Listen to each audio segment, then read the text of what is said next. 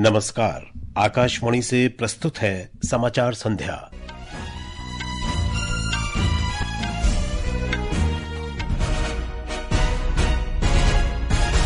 प्रधानमंत्री नरेंद्र मोदी ने पहलगाम आतंकी हमले के मद्देनजर रक्षा मंत्री और शीर्ष अधिकारियों के साथ एक उच्च स्तरीय सुरक्षा बैठक की अध्यक्षता की।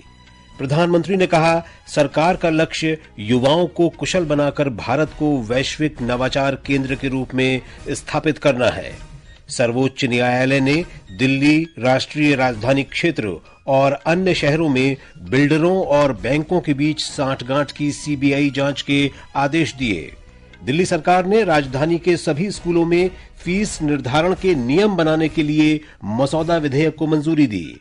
मार्क कार्नी आम चुनावों में अपनी पार्टी की जीत के बाद कनाडा के प्रधानमंत्री बने रहेंगे। और महिला क्रिकेट में भारत ने दक्षिण अफ्रीका को 15 रन से हराकर त्रिकोणीय एक दिवसीय श्रृंखला में लगातार दूसरी जीत दर्ज की। समाचार संध्या के साथ मैं विशाल शर्मा। प्रधानमंत्री नरेंद्र मोदी की अध्यक्षता में पहलगाम आतंकी हमले के मद्देनजर प्रधानमंत्री आवास पर आज एक उच्च स्तरीय बैठक हुई। बैठक में रक्षा मंत्री राजनाथ सिंह, राष्ट्रीय सुरक्षा सलाहकार अजित डोभाल, रक्षा प्रमुख अनिल चौहान और तीनों सेनाओं के अध्यक्ष भी मौजूद थे। भारत ने पहलगाम आतंकी हमले का मुद्दा संयुक्त राष्ट्र में जोरदार तरीके से उठाया है। साथ ही आतंकवादियों को प्रशिक्षण देने और उन्हें धन उपलब्ध कराने संबंधी पाकिस्तानी मंत्री के कबूलनामे को भी सबके सामने रखा है। संयुक्त राष्ट्र में भारत की उप स्थायी प्रतिनिधि योजना पटेल ने पाकिस्तान के रक्षा मंत्री ख्वाजा आसिफ के हाल के एक टेलीविजन साक्षात्कार का उल्लेख किया। सुश्री पटेल ने भारत के विरुद्ध आधारहीन आरोप लगाने और प्रचार करने में वैश्विक मंच का दुरुपयोग करने के लिए भी पाकिस्तान की निंदा की। उन्होंने कहा कि पहलगाम आतंकी हमले को लेकर विश्व भर के नेताओं और सरकारों के सशक्त, स्पष्ट समर्थन और एकजुटता के प्रति भारत आभारी है। विदेश मंत्री डॉक्टर सुब्रमण्यम जयशंकर ने आज Greece, Cyprus, Panama, Somalia, Slovenia और गयाना के विदेश मंत्रियों के साथ पहलगाम आतंकवादी हमले पर चर्चा की। ग्रीस के विदेश मंत्री जॉर्ज गेरा पेट्राइटिस से बातचीत के दौरान डॉक्टर सुब्रमण्यम जयशंकर ने सीमा पार आतंकवाद के खिलाफ ग्रीस के कड़े रुख की सराहना की। उन्होंने पहलगाम आतंकी हमले की निंदा करने और इसके खिलाफ समर्थन और एकजुटता के लिए साइप्रस के विदेश मंत्री और पनामा सरकार को भी धन्यवाद दिया। महाराष्ट्र के मुख्यमंत्री देवेंद्र फडणवीस ने पहलगाम आतंकी हमले में राज्य के पीड़ित परिवारों के लिए 50 लाख रुपए की वित्तीय सहायता की घोषणा की है। मुंबई में मंत्रिमंडल की बैठक में सरकार ने पीड़ित परिवारों को शैक्षिक सहायता और नौकरी देने का भी आश्वासन दिया। इस बीच जम्मू कश्मीर में कश्मीर क्षेत्र में आने वाले सभी पर्यटकों और अन्य आगंतुकों की सुरक्षा और सुविधा सुनिश्चित करने के लिए सभी व्यवस्थाएं की गई हैं। पहलगाम हमले के बाद कश्मीर में प्रमुख पर्यटन स्थलों, होटलों, बाजारों और अन्य स्थानों पर सुरक्षा ग्रिड को और मजबूत किया गया है। आकाशवाणी समाचार श्रीनगर से बातचीत में कश्मीर के पुलिस महानिरीक्षक वी.के. बिर्दी ने बताया कि सभी पर्यटन स्थलों पर व्यापक सुरक्षा व्यवस्था की गई है। हालिया पसमंजर में जितने भी सयाहती मकामात हैं, वहाँ पर जो सिक्योरिटी ग्रिड है प्रेजेंट, उन्होंने अपना एक रिव्यू भी किया हुआ है और यहाँ पे सारा जो सिक्योरिटी अमला है और पुलिस है वो इस चीज के लिए पुरज़्म है कि यहाँ पे आने वाले जो सयाह हैं या बाशिंदगान हैं तो उनकी सिक्योरिटी में सारी सुविधा रहे और उनको किसी भी प्रकार की दिक्कत पेश ना आए। एहतियात के तौर पर कुछ पर्यटन स्थलों को अस्थायी रूप से बंद किया गया है। हालांकि पहलगाम, गुलमर्ग, सोनमर्ग, डल झील और मुगल गार्डन सहित कश्मीर के सभी प्रमुख पर्यटन स्थल पूरी तरह से खुले हैं। प्रधानमंत्री नरेंद्र मोदी ने कहा है कि सरकार का लक्ष्य युवाओं को कुशल बनाकर उन्हें आत्मनिर्भर बनाना और भारत को वैश्विक नवाचार के केंद्र के रूप में स्थापित करना है। प्रधानमंत्री ने कहा कि सरकार देश की शिक्षा व्यवस्था को आधुनिक बना रही है और देश के हर विद्यार्थी के लिए विश्व स्तरीय ज्ञान सुगम बन रहा है। श्री मोदी ने आज नई दिल्ली के भारत मंडपम में सरकार, शिक्षा समुदाय, उद्योग और नवोन्मेषक समुदाय के नेताओं के पहले रणनीतिक सम्मेलन युग्म को संबोधित करते हुए ये बात कही। किसी भी देश का भविष्य उसकी युवा पीढ़ी पर निर्भर होता है। इसलिए ये जरूरी है कि हम अपने युवाओं के भविष्य के लिए और उनको भारत के उज्जवल भविष्य के लिए तैयार करें। इसमें बड़ी भूमिका देश के एजुकेशन सिस्टम की भी होती है। इसलिए हम देश के एजुकेशन सिस्टम को 21वीं सदी की जरूरतों के मुताबिक आधुनिक बना रहे हैं। देश में नई नेशनल एजुकेशन पॉलिसी लाई गई है। इसे शिक्षा के ग्लोबल स्टैंडर्ड्स को ध्यान में रखकर तैयार किया गया है। प्रधानमंत्री ने कहा कि विकसित भारत के लक्ष्य के लिए अगले 25 वर्षों की समय सीमा तय की गई है।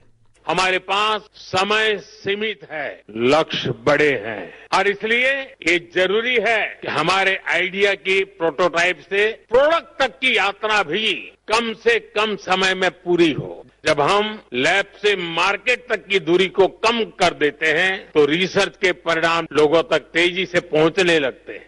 ये समाचार आकाशवाणी से प्रसारित किए जा रहे हैं। ताजा समाचार जानने के लिए आप हमारे social media handle x@AIR News Hindi को फॉलो कर सकते हैं। समाचार संध्या में आपका फिर स्वागत है। सर्वोच्च न्यायालय ने केंद्रीय अन्वेषण ब्यूरो सीबीआई को दिल्ली, राष्ट्रीय राजधानी क्षेत्र, मुंबई, चंडीगढ़, मोहाली और कोलकाता में बिल्डरों और बैंकों के बीच सांठगांठ की प्रारंभिक जांच करने का निर्देश दिया है। आज न्यायालय की एक पीठ ने मामले की सुनवाई करते हुए सीबीआई को 7 प्रारंभिक जांच शुरू करने और एक विशेष जांच दल एसआईटी गठित करने का निर्देश दिया। जिन बिल्डर कंपनियों के खिलाफ प्रारंभिक जांच दर्ज की जाएगी उनमें सुपरटेक भी शामिल है। सर्वोच्च न्यायालय पूरे मामले की निगरानी करेगा और हर महीने इस पर सुनवाई होगी। सरकार ने 2024 में ओलावृष्टि से प्रभावित मणिपुर को 153 करोड़ रुपए से अधिक की अतिरिक्त केंद्रीय सहायता को मंजूरी दी है। यह निर्णय गृह मंत्री अमित शाह की अध्यक्षता में एक उच्चस्तरीय समिति द्वारा लिया गया। गृह मंत्रालय के अनुसार केंद्र ने वित्तीय वर्ष 2024-25 के दौरान राज्य आपदा प्रतिक्रिया कोष के तहत 28 राज्यों को 20,264 करोड़ रुपए से अधिक और राष्ट्रीय आपदा प्रतिक्रिया बल के अंतर्गत 19 राज्यों को 5,160 करोड़ रुपए से अधिक की राशि जारी की है। श्रम और रोजगार मंत्रालय तथा रैपिडो ने आज नई दिल्ली में राष्ट्रीय करियर सेवा पोर्टल के माध्यम से लॉजिस्टिक्स रोजगार के अवसरों को बढ़ाने के लिए एक समझौता ज्ञापन पर हस्ताक्षर किए। इस अवसर पर श्रम और रोजगार मंत्री डॉक्टर मनसुख मांडविया ने कहा कि राष्ट्रीय करियर सेवा पोर्टल एक गतिशील मंच है जो पूरे भारत में नौकरी चाहने वालों और नियोक्ताओं को एक साथ लाता है। डाक विभाग और एसबीआई फंड्स मैनेजमेंट लिमिटेड ने आज नई दिल्ली में एक समझौता ज्ञापन पर हस्ताक्षर किए। इसका मुख्य उद्देश्य देश भर में 1,64,000 से अधिक डाकघरों के माध्यम से एसबीआई म्यूचुअल फंड के निवेशकों के लिए घर घर जाकर केवाईसी सत्यापन सेवाएं उपलब्ध कराना है। सर्वोच्च न्यायालय के न्यायाधीश न्यायमूर्ति भूषण रामकृष्ण गवई भारत के अगले मुख्य न्यायाधीश होंगे। केंद्रीय कानून और न्याय मंत्री अर्जुन राम मेघवाल ने कहा कि राष्ट्रपति द्रौपदी मुर्मू ने न्यायमूर्ति गवई को भारत के अगले मुख्य न्यायाधीश के रूप में नियुक्त किया है और उनकी नियुक्ति अगले महीने की 14 तारीख से प्रभावी होगी। न्यायमूर्ति गवई 52वें मुख्य न्यायाधीश होंगे। दिल्ली सरकार ने राष्ट्रीय राजधानी क्षेत्र के निजी और सरकारी स्कूलों में फीस निर्धारित करने संबंधी विधेयक के मसौदे को मंजूरी दे दी है। स्कूलों द्वारा फीस में बढ़ोतरी को लेकर अभिभावकों के रोष को देखते हुए आज मंत्रिमंडल की बैठक में यह निर्णय लिया गया।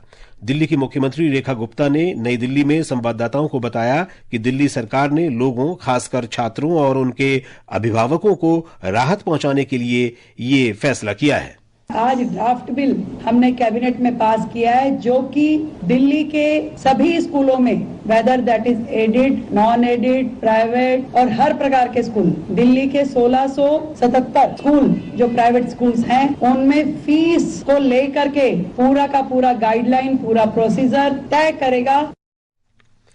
उत्तराखंड में चारधाम यात्रा कल अक्षय तृतीया से शुरू होगी। यात्रा की शुरुआत उत्तरकाशी जिले में गंगोत्री और यमुनोत्री मंदिरों के कपाट खुलने के साथ होगी।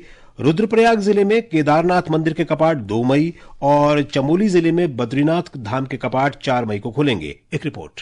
इस वर्ष तीर्थ यात्रा अधिक दिव्य और भव्य होने की उम्मीद है। राज्य सरकार ने सुरक्षा, यातायात प्रबंधन, भीड़ नियंत्रण, स्वास्थ्य और सफाई पर विशेष ध्यान देते हुए व्यापक व्यवस्था की है। तैयारियों का परीक्षण करने के लिए एक मॉक ड्रिल का भी आयोजन किया गया था। चार धाम यात्रा में हर साल देश विदेश से लाखों श्रद्धालु आते हैं। अनुपम मिश्र, आकाशवाणी समाचार। तीर्थ पुरोहित राजेश सेमवाल ने बताया कि पालकी यात्रा कल भैरव घाटी से गंगोत्री के लिए रवाना होगी। आज जो शीतकालीन प्रवास है मुखबा, वहाँ से माँ गंगा को जो है विदा किया गया। माँ भगवती गंगे आज रात्रि विश्राम भैरव घाटी में करेगी। कल सुबह ठीक 10:30 पर माँ भगवती गंगे के कपाट ग्रीष्मकालीन हेतु दर्शन के लिए खुल जाएंगे। सभी श्रद्धालु अब माँ भगवती गंगे के दर्शन गंगोत्री धाम में कर पाएंगे। चार धाम यात्रा के उद्घाटन का आकाशवाणी से सीधा प्रसारण किया जाएगा। गंगोत्री धाम के कपाट खुलने का सीधा प्रसारण कल सुबह 10 से 11 बजे तक और यमुनोत्री धाम के खुलने का सीधा प्रसारण 11:30 से 12:30 बजे तक होगा।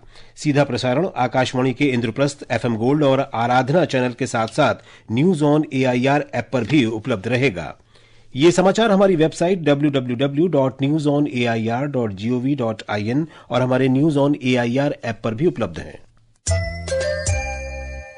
कनाडा के चुनाव में लिबरल पार्टी की जीत के साथ ही मार्क कार्नी प्रधानमंत्री बने रहेंगे। कार्नी ने अपने प्रतिद्वंदी कंजर्वेटिव पार्टी के नेता पियरे पोइलिवरे को हराया। पियरे ने अपनी हार स्वीकार कर ली है। जीत के बाद ओंटारियो में अपने पहले भाषण में कार्नी ने कहा कि अमेरिका के राष्ट्रपति डोनाल्ड ट्रंप कनाडावासियों को तोड़ने की कोशिश कर रहे हैं ताकि कनाडा पर कब्जा कर सकें। उन्होंने जोर देकर कहा कि ऐसा कभी नहीं होगा। कनाडा अमेरिका से मुकाबला करने के लिए तैयार है।